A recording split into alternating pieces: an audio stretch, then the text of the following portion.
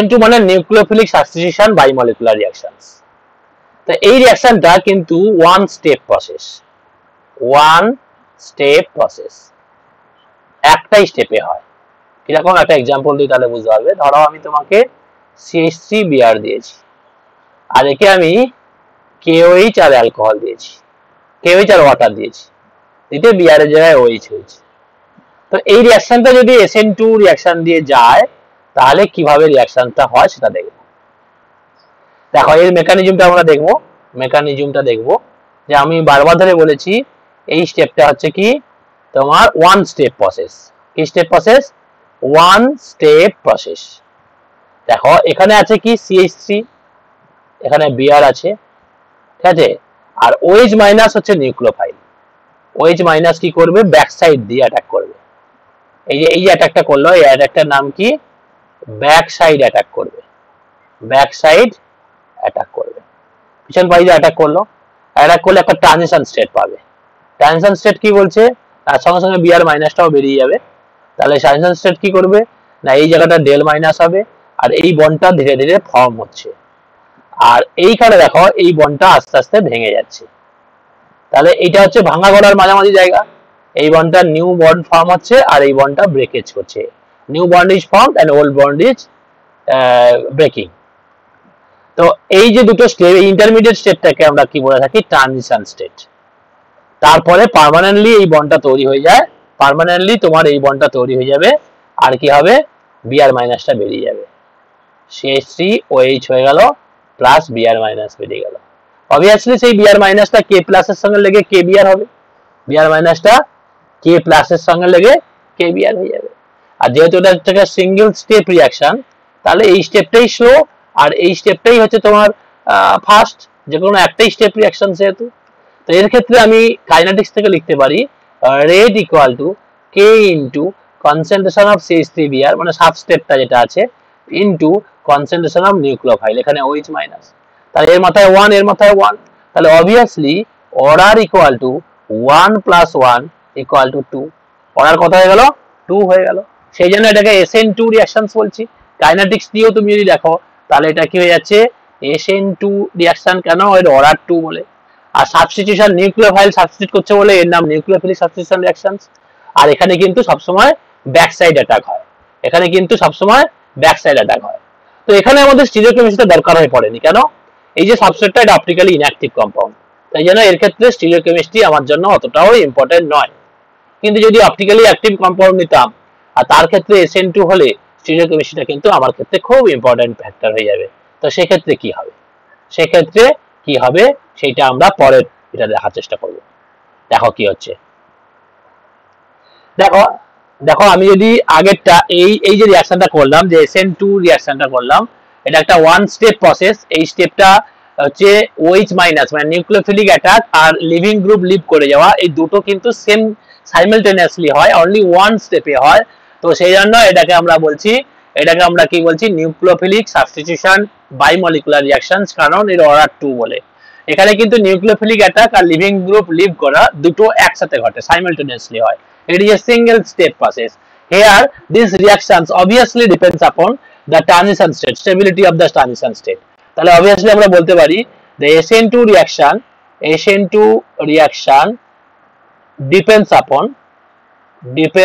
upon the sterically hindered transition state. Sterically hindered transition state. Sterically hindered transition state. Sterically hindered কেন না? where carbon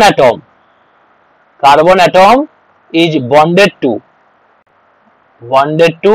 5 atom or group. এখানে কিন্তু transition স্টেটে তুমি দেখতে পাচ্ছ কি এই যে কার্বনটা কিন্তু 5টা অ্যাটম বা গ্রুপ ওকে ঘিরে আছে, 3টে H, একটা Br, একটা OH। তার মানে কি কার্বনের তো ম্যাক্সিমাম 4টে বন্ড হতে পারে, 4টে গ্রুপ ওর চারদিকে থাকতে পারে, কিন্তু এখানে কটা গ্রুপ চলে এসেছে? 5টা গ্রুপ চলে এসেছে, OH, Br আর 3টে H। তাই 5টা গ্রুপ এসেছে মানে এটা স্টেরিক্যালি হিন্ডার হয়েছে। এইজন্যই আমরা বলছি এই ট্রানজিশন স্টেটের উপরে ডিপেন্ড করবে, আর যেটা কিনা sterically hinder transition state where carbon atom is bonded to the 5 atom or group, where carbon atom is bonded to the 5 atom or group, যেখানে কার্বন অ্যাটম 5টা অ্যাটম বা গ্রুপের সঙ্গে বন্ড করে আছে, যেখানে কিনা কার্বন অ্যাটম 5টা অ্যাটম বা গ্রুপের সঙ্গে বন্ড করে আছে। সেই জন্য এটা আমি বলতে পারি ট্রানজিশন স্টেটের উপর ডিপেন্ড করবে যে তোমার SN2 রিঅ্যাকশনটা কতটা হবে কি হবে না। এবার এটা দেখো, এটা আমরা দেখার চেষ্টা করব, স্টিরিওকেমিস্ট্রিটা দেখার চেষ্টা করব, বা স্টেবিলিটি ওয়ার্কটা আমরা বলতে পারবো। তাহলে আমরা বলতে পারি lower the steric hindrance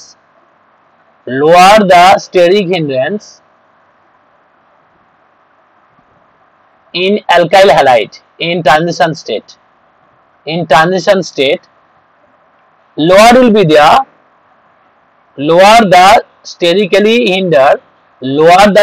hindrance in transition state, higher will be the SN2 reaction rate. Therefore we can say the reactivity order of the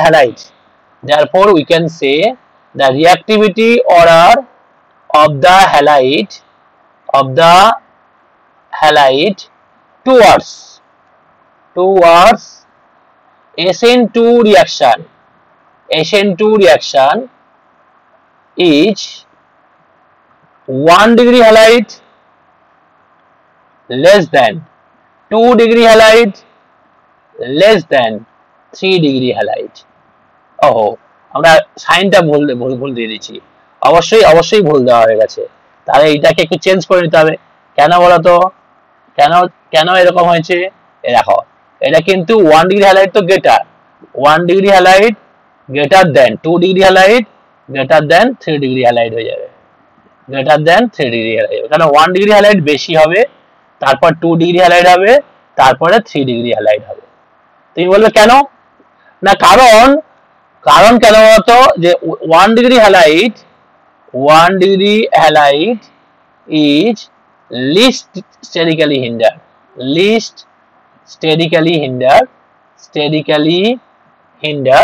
than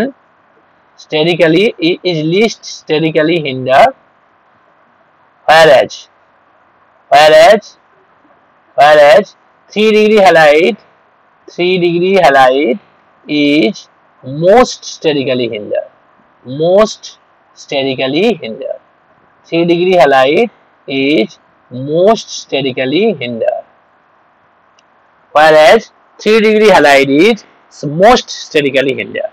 whereas 3 degree halide is most sterically hindered. বুঝেছো?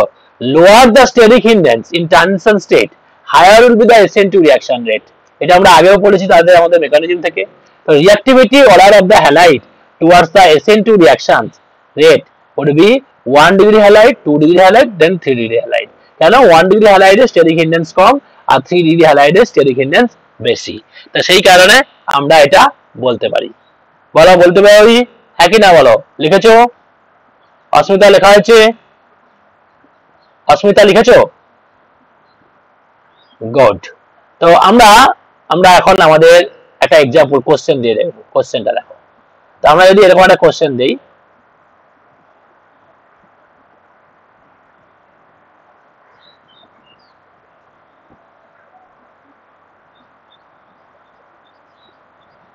বলছে which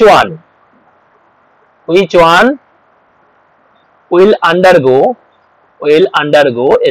SN2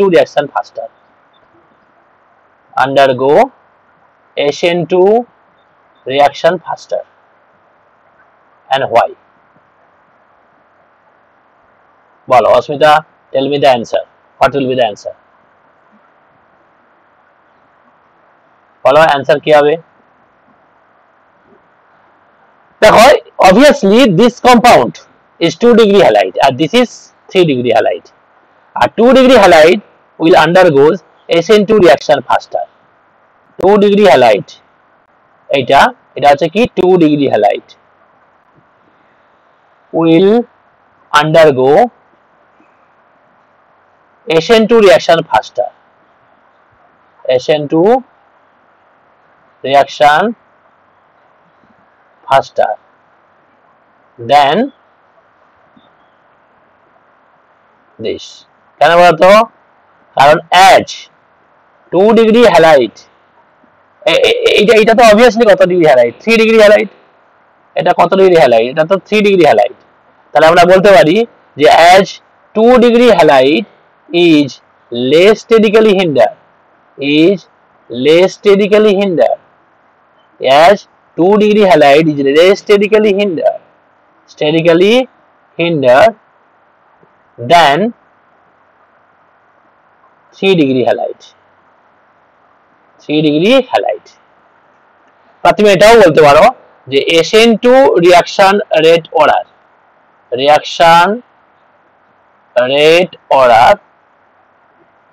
হচ্ছে 1 degree greater than 2 degree greater than 3 degree.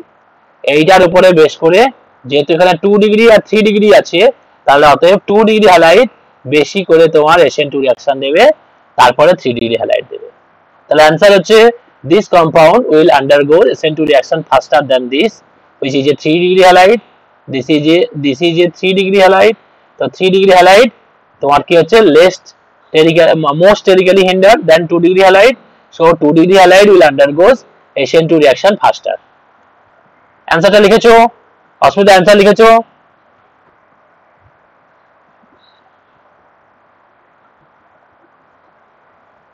than 3 degree halide.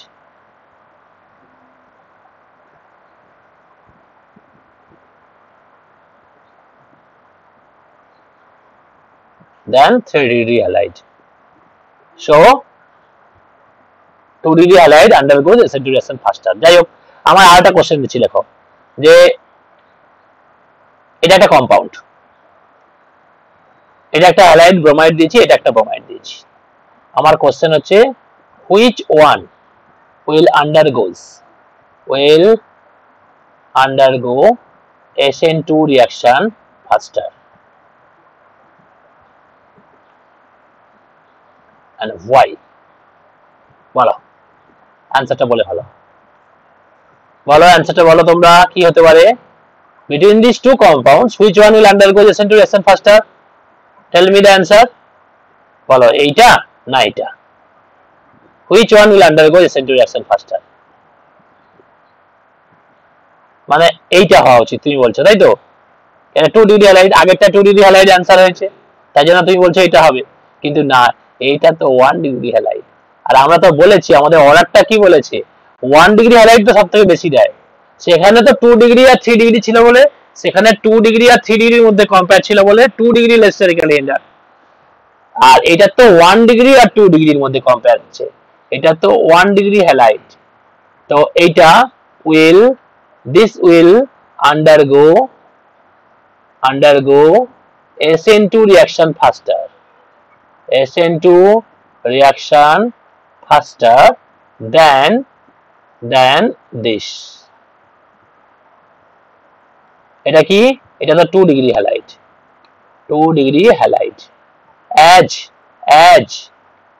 as 1 degree halide, as 1 degree halide is less sterically hindered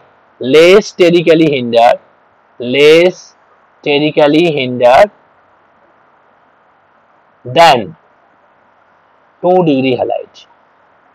As 1 degree halide is less sterically hindered than 2 degree halide. As 1 degree halide less sterically hindered than 2 degree halide. As 1 degree halide is less sterically hindered than 2 degree halide. আমরা কি ব্যাপারটা বুঝতে পেরেছি?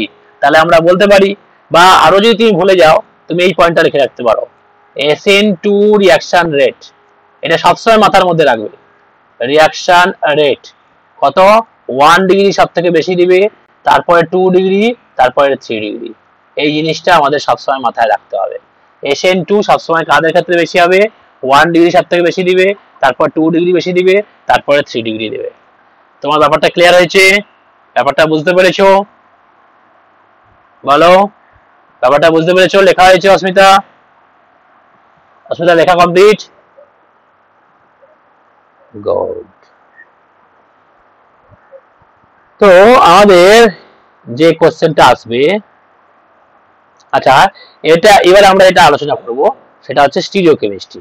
স্টিরিওকেমিস্ট্রি of the Sn2 reaction. Stereochemistry of the Sn2 reaction. Stereochemistry of the Sn2 reaction সম্বন্ধে obviously আমরা আলোচনা করব।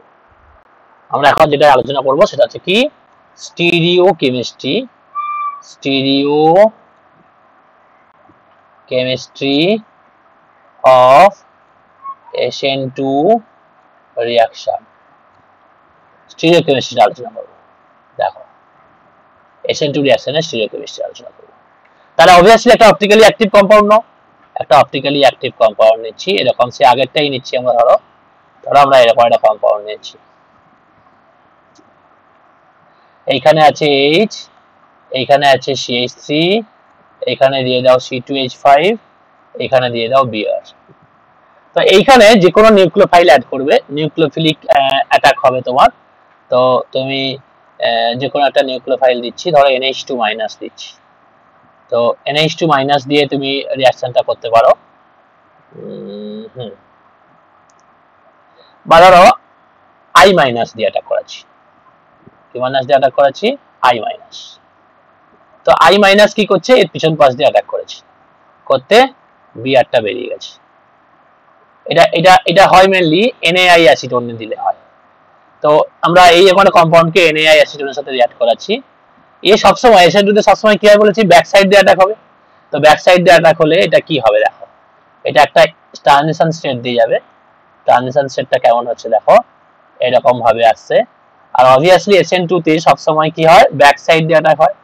এরকম একটা ট্রানজিশন স্টেট তুমি পাচ্ছ, এরকম একটা ট্রানজিশন স্টেট। এটা হচ্ছে কি ডেল মাইনাস, এটা ডেল মাইনাস, এটা H আছে, এটা CH3, এটা C2H5।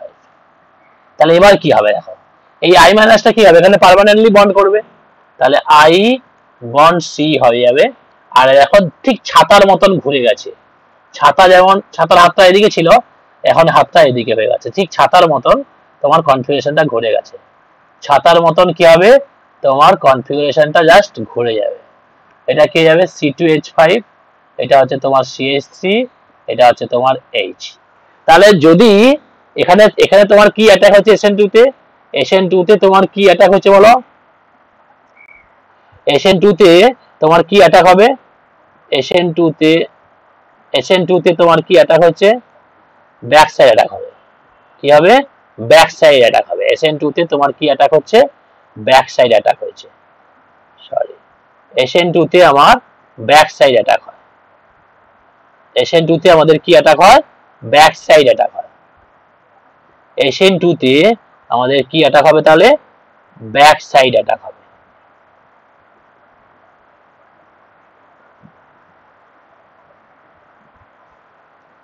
এটাতে সবসময় ব্যাক সাইড অ্যাটাক হয়, ফলে কনফিগারেশনটা জাস্ট উল্টে যায়। তো এই ব্যাপারটাকে আমরা বলছি ইনভার্সন অফ কনফিগারেশন। এই ব্যাপারটাকে আমরা কি বলছি? ইনভার্সন অফ কনফিগারেশন হয়। তার মানে কি, যদি তুমি প্লাস আইসোমার নিয়ে ডিল করো তাহলে এটা মাইনাস হয়ে যাবে। আর যদি এর অপটিক্যালি অ্যাক্টিভিটিটা মাইনাস হয়, মানে লেভোরেটরি হয়, তাহলে প্রোডাক্টটা তুমি ডেক্সট্রোরেটরি পাবে। আর যদি তোমার রিঅ্যাকট্যান্টটা তোমার ডেক্সট্রোরেটরি হয়, প্রোডাক্ট লেভোরেটরি পাবে। আর রিঅ্যাকট্যান্ট যদি লেভোরেটরি হয়, তাহলে তুমি প্রোডাক্ট ডেক্সট্রোরেটরি পাবে, ডেক্সট্রোরেটরি পাবে। এটা হচ্ছে ইনভার্সন অফ কনফিগুরেশন ঘটে, কনফিগুরেশন হয়। আবারও বলছি, যদি রিঅ্যাকট্যান্টটা ডি আইসোমার হয়, ডি আইসোমার যদি রিঅ্যাকট্যান্ট যদি ডি আইসোমার হয়, রিঅ্যাকট্যান্ট যদি ডি আইসোমার হয়, তাহলে তার যদি Sn2 হয়, তার Sn2 হলে তুমি এল আইসোমার প্রোডাক্ট পাবে, এল আইসোমার পাবে। প্রোডাক্টটা তাহলে কি যাবে? প্রোডাক্ট হয়ে যাবে এল আইসোমার। আর যদি রিঅ্যাকট্যান্ট এল আইসোমার হয়, তাহলে তার Sn2 রিঅ্যাকশন হলে প্রোডাক্ট কিন্তু তোমার ডি আইসোমার হয়ে যাবে, ডি আইসোমার হবে। বুঝতে পেরেছো? এটাই বলেছে তোমাদের এটাই তোমাদেরকে বলেছে Sn2 রিঅ্যাকশনের স্টিরিওকেমিস্ট্রি। এটাই আমাদের হয়েছে কি Sn2 রিঅ্যাকশনের স্টিরিওকেমিস্ট্রি। আবারও বলছি, SN2 রিঅ্যাকশনে যদি স্টিরিওকেমিস্ট্রি তোমাকে আলোচনা করতে হয় তাহলে তুমি এটা বলতে পারো যে SN2 রিঅ্যাকশনে সবসময় ব্যাক সাইড অ্যাটাক হয় এবং ইনভার্সন অফ কনফিগারেশন ঘটে। এটা একটা সিঙ্গেল স্টেপেই হয়, অনলি সিঙ্গেল স্টেপে হয়, সেম স্টেপে দেওয়া হয়। তো সেই জন্য এখানে কিন্তু ব্যাক সাইড অ্যাটাক আর লিভিং গ্রুপ লিভ করা দুটো একসাথে ঘটে এবং এখানে প্রোডাক্টে ইনভার্সন অফ কনফিগারেশন ঘটে, ইনভার্সন অফ কনফিগারেশন ঘটে। প্রোডাক্টে আমাদের কি ঘটে? ইনভার্সন অফ কনফিগারেশন ঘটে। তার মানে কি, যদি আমি প্লাস আইসোমার নেই, আবারও বলছি, তার মানে কি, তার মানে কি আমাদের SN2 রিঅ্যাকশন হলে প্লাস আইসোমার থেকে তুমি কি পাবে? প্রোডাক্টে মাইনাস পাবে। আর যদি মাইনাস আইসোমার নাও তাহলে প্রোডাক্টে প্লাস পাবে। এইটা হচ্ছে মেন ফান্ডা, যে SN2 রিঅ্যাকশন হলে সবসময় মনে রাখবে যে প্লাস আইসোমার থেকে মাইনাস আইসোমার পাবে প্রোডাক্টে, আর মাইনাস আইসোমার রিঅ্যাকটেন্ট হলে প্রোডাক্টটা প্লাস আইসোমার হবে। আর এখানে কিন্তু কনফিগারেশনটা জাস্ট ইনভার্ট করে যাবে, ইনভার্সন অফ কনফিগারেশন হবে, ইনভার্সন অফ কনফিগারেশন হবে। ঠিক ছাতার মতন কনফিগারেশনটা ঠিক উল্টে গেছে। দেখো এখানে ঠিক ছাতার মতন যেমন বর্ষার কালে যখন আমরা ছাতা নিয়ে বেরোই, হাওয়ার বিপরীতে যদি যাই, ছাতা যেমন উল্টে যায়, ঠিক তেমনি ভাবে দেখো এখানে কনফিগারেশনটাও ঠিক উল্টে গেছে। আশা করছি তুমি এটা বুঝতে পেরেছো।